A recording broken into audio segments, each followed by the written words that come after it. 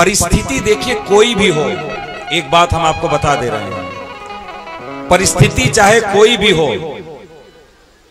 पत्नी को चाहे तलाक दे दो आप, त्याग दो, लेकिन स्त्री का बाल पकड़ करके कभी मत खींचना। तलाक दे दो, कोर्ट से लड़ के अपना तलाक दे दो, चाहे जो कर दो, लेकिन स्त्री का बाल पकड़ करके कभी नहीं खींचना चाहिए। जिसने जिसने भी स्त्री का बाल पकड़ के खींचा, उसके यहां दीपक जलाने वाला कोई नहीं है, आज कोई नहीं। इसलिए जीवन में यह गलती नहीं होनी चाहिए, और कोशिश यही करना चाहिए कि बात से अगर बात बन जाए तो अच्छी बात है। पति पत्नी की लड़ाई बातों से ही होनी चाहिए, हाथ से नहीं होना चाहिए और इस तरीके से नहीं होना चाहिए। और बाकी बातों से तो होता रहेगा, और भगवान करे होता भी रहे, क्योंकि लड़ाई नहीं होगा तो प्रेम बढ़ेगा कैसे? लड़ने के बाद ही तो ज्यादा प्रेम प्रकट होता है। इसलिए लड़ाई होती रहे, लेकिन हाँ बस उतना ही कि जितने से परिवार न टूटे, परिवार न टूटे, बच्चों का जीवन बर्बाद ना हो, बस। लेकिन हाँ ध्यान रखिए, क्रोध में आकर के, गुस्सा में आकर के कभी भी स्त्री का बाल पकड़ के मत खींचिए, उनकी चोटी मत खींचिए। क्यों? उनकी चोटी को क्या कहते हैं? बेणी। उनमें 3 चोटी होती है ना, 3 बार करके बनाते हैं ना, उसमें निवास करती हैं गंगा, जमुना, सरस्वती, त्रिवेणी। अगर आपने गलती से भी अगर ऐसी जुर्रत की, अगर ऐसा कुछ किया, तो उसका प्रायश्चित आपको करना ही पड़ेगा। आज कर लो, चाहे 5 साल बाद करना, और चाहे 10 साल बाद करना, चाहे 50 साल बाद करना, और नहीं तो तुम्हारा बाप उसका प्रायश्चित करके जाएगा। उसको कोई रोक नहीं सकता, कोई काट नहीं सकता।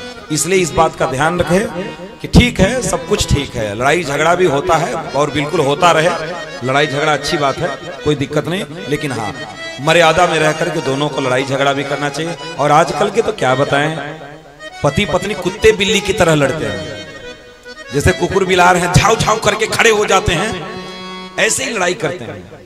बड़ी बड़ी बेटियां हो गई हैं, बड़े बड़े लड़के हो गए हैं, 15-15, 16-16 साल के बेटे बेटियां हो गए हैं, और पति पत्नी ऐसे लड़ते हैं जैसे पड़ोसी से युद्ध चल रहा हो। उनके शब्द की मर्यादा नहीं रहती, शब्दों की भी मर्यादा भूल जाते हैं। अरे फिर बच्चों को ही ले जाकर के गंगा जी में डूबो के मार दो। अगर ऐसे ही शब्दों का प्रयोग करना है अगर अपने बच्चों के सामने, तो फिर बच्चों को डुबा के गंगा जी में मार दो। फिर बाद में वो भी किसी की बेटी को लाएगा, वो भी मारेगा, गाली देगा, तुम अपनी पूरी परंपरा को नाश कर रहे हो। मतलब क्या है? इसलिए पति पत्नी को देखिए, पहले जो प्रेम होता था, लड़ाई होता था, वो पर्दे के पीछे होता था। पति पत्नी का लड़ाई और प्रेम, ये दोनों चीजें कहां का है? पर्दे के पीछे का। लेकिन घोर कलयुग चढ़ आया कि ये प्रेम और लड़ाई दोनों पति पत्नी की रोड पे आ गया। प्रेम भी पति पत्नी रोड पर कर रहे हैं। पत्नी के कंधे पे हाथ डाल करके रिक्शे पे बैठ के जा रहे हैं। का घरवा में टाइम नहीं मिलता तुमको? अब जब तुम्हारी है पत्नी, तो भाई प्रेम घर में करो, मर्यादा है, समाज है। तुम कहोगे समाज हमारा क्या करेगा, तो समाज को तिलांजलि दे दो। फिर कुछ मर्यादा होती है कि नहीं? आप अपने माँ बाप को भी देखे थे क्या कभी कि एक खाट पर बैठे हुए? कभी नहीं देखोगे। जो बुजुर्ग बैठे हैं, कोई हाथ उठा कह दे कि हम अपने माँ बाप को खाट पर एक साथ बैठे हुए देखे हो? कभी कोई देखा? कोई नहीं देखा होगा। तो इतनी मर्यादा थी हमारी संस्कृति में, इतनी मर्यादा थी। और लड़ाई भी वैसे, जैसे ही लड़ाई हुई, पत्नी बाहर दरवाजे निकल गया, निकल बाहर, निकल, अभी तुम्हें हम बताते हैं। लो, अरे लड़ाई करना है तो घरवा में कर लो भाई, अंदर। हमने किसी के मुख से सुना है, किसी बुजुर्ग के मुख से, कि पति पत्नी की लड़ाई, पड़ोसी की तो बात छोड़ो, सास ससुर को भी पता नहीं चलना चाहिए। अगर पति पत्नी की लड़ाई ऐसी लड़ाई हो रही है तो जानना ठीक है। और अगर सास ससुर जान गए, बेटा बेटी जान गए, तब फिर तो तुम लड़ाई नहीं कर रहे हो, तब अपना बिगाड़ रहे हो। लड़ाई नहीं कर रहे हो, अपना नाश कर रहे हो फिर।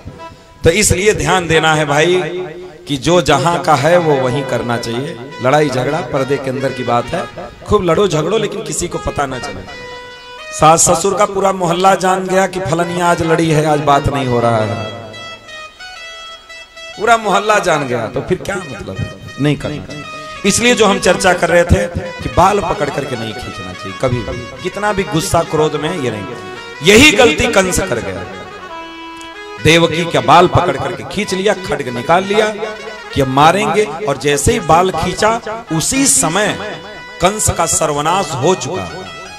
उसी समय जैसे ही बाल पकड़ के देवकी का खींचा उसी समय सर्वनाश हो चुका था। वो तो केवल उसका फोटो बस खड़ा था, मान लो सब कुछ उसका विनाश शुरू हो गया था उसी दिन से। और सबसे बड़ा विनाश है आपके मति का विनाश होना। धन संपत्ति का विनाश विनाश नहीं होता है, आपके मस्तिष्क का विनाश, आपके संस्कृति का विनाश, आपके आचरण का विनाश, ये सबसे बड़ा विनाश है।